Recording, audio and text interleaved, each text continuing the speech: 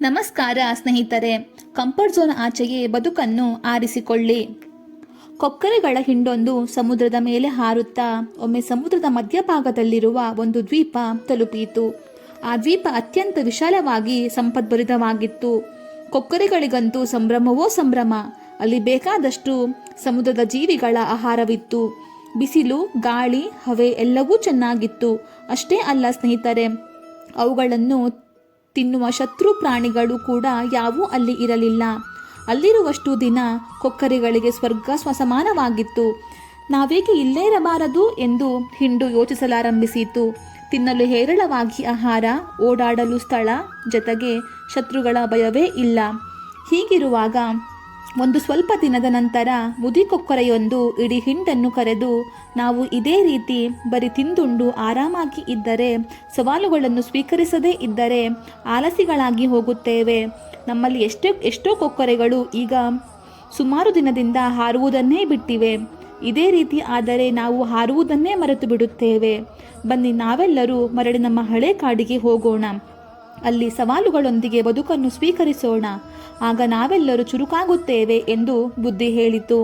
ಮುದಿಕೊಕ್ಕರೆಯ ಮಾತನ್ನು ಕೇಳಿ ಯುವ ಕೊಕ್ಕರೆಗಳು ನಕ್ಕು, ಯಾರಾದರೂ ಬುದ್ಧಿ ಇರುವವರು ಮಾಡುವ ಕೆಲಸವೇ ಅದು. ನಮಗೆ ಒಂದು ಜನ್ಮಕ್ಕಾಗುವಷ್ಟು ಇಲ್ಲೆಲ್ಲ ಅನುಕೂಲಗಳು ಇರುವಾಗ ಮತ್ತೆ ಆ ಕಾಡಿಗೆ ಹೋಗಿ ಶತ್ರುಗಳ ಬಾಯಿಗೆ ಏಕೆ ಆಹಾರವಾಗಬೇಕು? ನೀನು ಬೇಕಾದರೆ ಹೋಗು, ನಾವಿಲ್ಲೇ ಇರುತ್ತೇವೆ ಎಂದು ಅಹಂಕಾರದಿಂದ ಮಾತಾಡಿದವು. ಯಾರು ಬರಲಿ ಯಾರು ಬಿಡಲಿ, ನಾನು ಮಾತ್ರ ಮರಳಿ ಅದೇ ಕಾಡಿಗೆ ಹೋಗುತ್ತೇನೆ ಎಂದು ನಿರ್ಧರಿಸಿದ ಮುದಿಕೊಕ್ಕರೆ ಮತ್ತೆ ಒಂಟಿಯಾಗಿ ಹಾರಿ ಬಂದು ಒಂದಷ್ಟು ತಿಂಗಳ ನಂತರ ಮತ್ತೆ ದ್ವೀಪದಲ್ಲಿದ್ದ ತನ್ನ ಹಿಂಡಿನ ನೆನಪಾಗಿ ಅವರೆಲ್ಲ ಹೇಗಿದ್ದಾರೆ ನೋಡೋಣವೆಂದು ಮುದಿಕೊಕ್ಕರೆ ದ್ವೀಪಕ್ಕೆ ಹಾರಿ ಬಂತು. ಅಲ್ಲಿ ನೋಡಿದರೆ ಕೊಕ್ಕರೆಗಳೆಲ್ಲ ನರಳಾಡುತ್ತಾ ಬಿದ್ದಿದ್ದವು. ಎಷ್ಟೋ ಕೊಕ್ಕರೆಗಳು ಸತ್ತು ಶವವಾಗಿದ್ದವು. ಅರೆ, ಇದೇನಾಗಿ ಹೋಯಿತು ಎಂದು ದುಃಖದಿಂದ ಮುದಿಕೊಕ್ಕರೆ ನರಳುತ್ತಿದ್ದ ಕೊಕ್ಕರೆಗಳನ್ನು ಕೇಳಿದಾಗ ಅವು, ಅಜ್ಜ, ನೀವು ಅಂದು ಹೇಳಿದ ಬುದ್ಧಿ ಮಾತನ್ನು ನಾವು ಕೇಳಬೇಕಾಗಿತ್ತು. ನಾವು ನಿಮ್ಮ ಮಾತನ್ನು ಕೇಳಿದ್ದರೆ ಶತ್ರುಗಳ ಮಧ್ಯೆಯೂ ಚುರುಕಾಗಿ ಬದುಕು ನಡೆಸುತ್ತಿದ್ದೇವೇನೋ. ಆದರೆ ಇಲ್ಲಿ ಬರೀ ಮೋಜು ಮಸ್ತಿ ತಿಂದುಂಡು ಹಾರಲು ಮರೆತು ಸುಖವಾಗಿದ್ದ ನಮಗೆ ಆಪತ್ತು ಬಂದೊಡಗಿತು. ಬೇಟೆಗಾರರ ಹಡಗೊಂದು ಬಂದು ಇಲ್ಲಿ ಲಂಗರು ಹಾಕಿತು.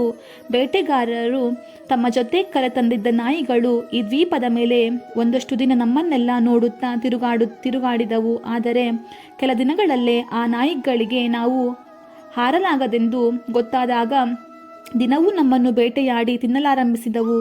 ನಮ್ಮಲ್ಲಿ ಬಹಳಷ್ಟು ಕೊಕ್ಕರೆಗಳು ಹಾರಲೂ ಬರದೆ ಓಡಲೂ ಆಗದೆ ಆ ನಾಯಿಗಳ ಬಾಯಿಗೆ ಸಿಕ್ಕಿ ನರಕಯಾತನೆ ಅನುಭವಿಸುತ್ತಿವೆ ಎಂದವು.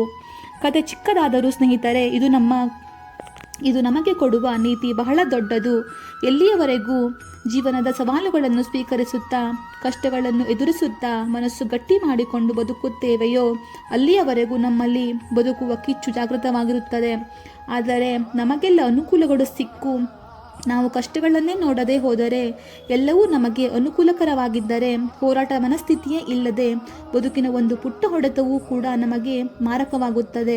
ಆದ್ದರಿಂದಲೇ ಸದಾ ಕಂಫರ್ಟ್ ಝೋನ್ನಲ್ಲಿ ಬದುಕದೆ ಆ ಕಂಫರ್ಟ್ ಝೋನಿಂದ ಆಚೆಗೆ ಬಂದು ಬದುಕಿನ ನಿಜವಾದ ಸವಾಲುಗಳು